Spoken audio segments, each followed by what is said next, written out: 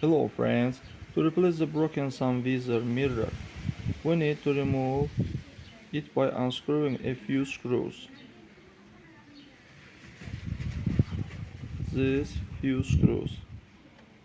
Friends, but before starting the video, subscribe to our channel, put like, and don't forget to put a bell so as not miss new video on the channel.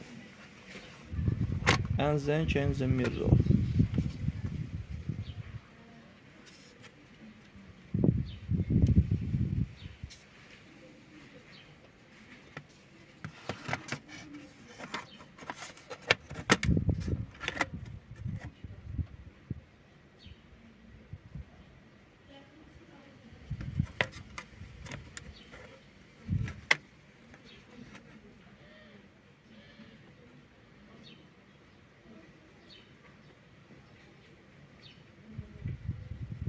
That's all guys, subscribe to our channel, put like, and don't forget to put a bell so as not miss new video on the channel.